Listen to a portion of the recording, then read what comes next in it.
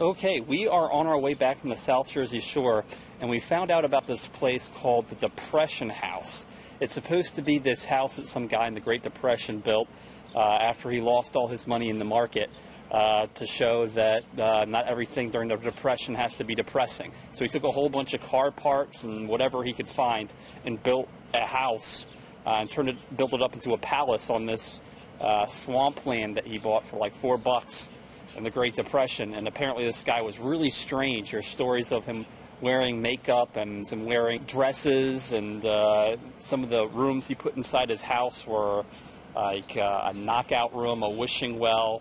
Now supposedly this house got knocked down because he had a lot of enemies at the time too, I guess, and they knocked his house down and left it into a bunch of rubble. So we're going to go check out the site of where the house was and see what's left there.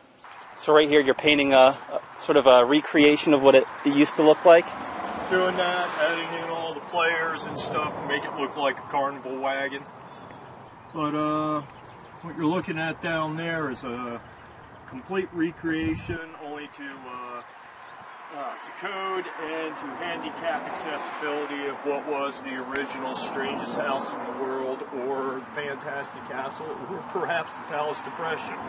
The original one was trailer bodies like these dragged down into trenches that were used to dredge the swamp that sat here after Dana and his wife Florence pushed all the stuff up that they found that they wanted to use from the junk pile and everything.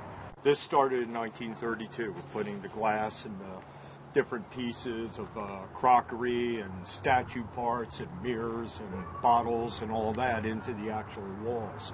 Their bunkhouse, which was another trailer body pushed up side of that and everything, became the Jersey Devil's Den.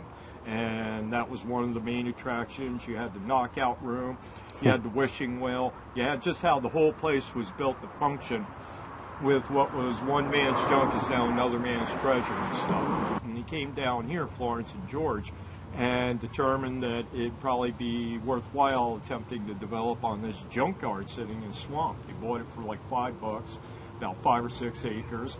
And next thing you know, they had, like, you know, what was the ingenuity? I mean, one of the first recycled houses, the artwork I was talking about, beautiful sculpture gardens all through the place.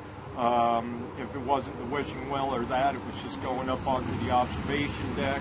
This radio tower, which is a multi-spire building right over there. And he actually used to broadcast out of that a lot of anti-communism, capitalism stuff. Anyhow, what we're doing is this is a Palace of Depression Restoration Association. It started by Kevin Kirkner, who was our construction building official, and up until last May. And he remembers, he's one of those people who remembers coming out on the original tour when Dana was still here and getting scared by the Jersey Devil statue and all that. I played, my name's Jeff Tirante, by the way. Okay. I'm currently the caretaker, kind of designer of the place, worked with the architects on some concept models, and I remembered how it looked like as a kid and stuff. Everything you see here is all recycled material. When a house was getting torn down, Kevin would go over and check up on it and see if we had used the materials. We have a lot of volunteer effort out here. It's all volunteer, actually. Nobody's getting paid. And we have New Jersey Youth Corps group comes out here. They're working their career and job placement skills and their GED. It's a second chance kind of thing. So Jeff, what got you involved in helping with the restoration? See, that was my wedding chapel in 1986. Wow. Carol and I are the only two people legally married on the property. George and Florence were actually common law. And also, when we were kids, this is where we all came out and we'd play, or if somebody was running away, we'd fix it up in there so they could stay for a couple of days. The benches there, we passed the cars back and forth on, and always came back to camp underneath the trees. This has been such a, I can't stress this enough, a sanctuary and a refuge for so many people.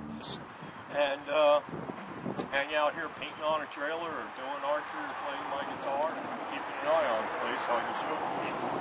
Kind of symbiotic. It's neat. Sometimes I go batshit and I got to get out of here, but otherwise, apparently all roads lead to right where you are. There you go. 30 years of every kind of artwork I could do, from painting to drawing to sculpture to, just talking to people about what they're looking at and everything has brought me back to vinyl, working beyond this and everything. I ended up actually starting my own company with a friend about making miniatures and roadside attraction souvenirs and figurines and stuff like that. And I would bake them in this toaster oven, and while I was waiting the 15 minutes, I'd pull out my wife's little Silvertone guitar and knock out every last song I would hope you wouldn't expect to hear on an acoustic guitar.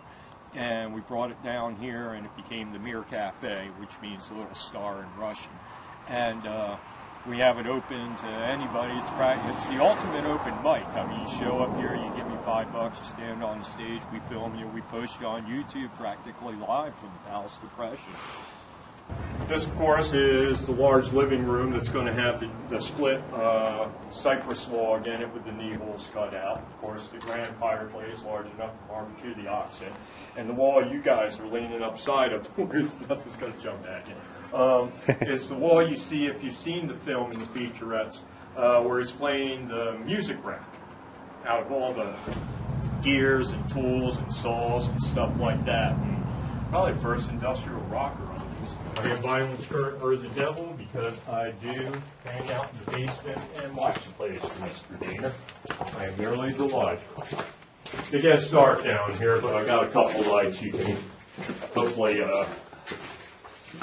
get used to seeing. Give me a moment here. Give your eyes a bit of getting used to. This is the fireplace you heard Jody talk about. Oh, yeah. All blue glass, and the eyes were custom made for us by Janice Olivio, who teaches glass blowing. I can imagine kids sneaking in here at night and just being really freaked out when they see some of the cool. That's usually a funny story ends with me going, you need to leave because the cops are already on their way because you tripped the alarm beam and everything. Oh, okay. How often does that happen? Maybe 2 or 3 times a month. Yeah. And more often than not, it's just people I want to go in there.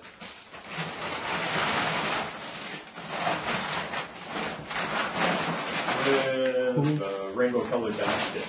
But you get the idea. And we'll have a table here, and Kevin will either be George Dana or Santa, and tell the kids stories and everything here. You can't wait for that, and that's cool.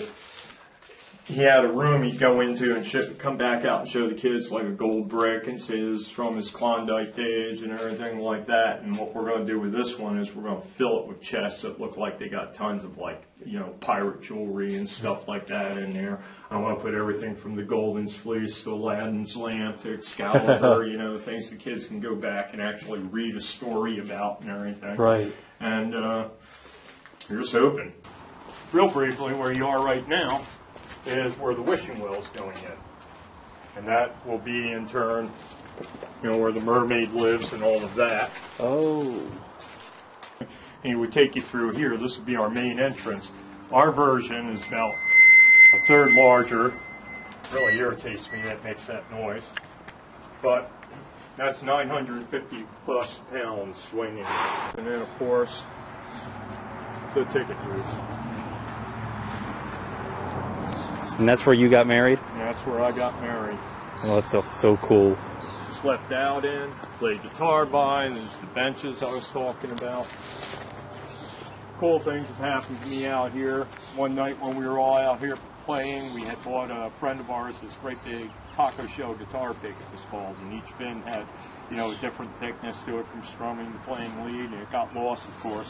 When we first came out here and started clearing all this out again, a little piece of what looked like tortoiseshell came flicking out from underneath the guitar there, and it was what was left of the guitar pick from like when we were 15. Wow. So I got that all squirreled away with some of the other relics.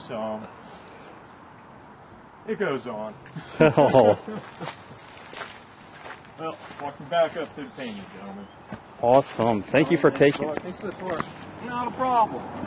I finally broke down and opened the place up.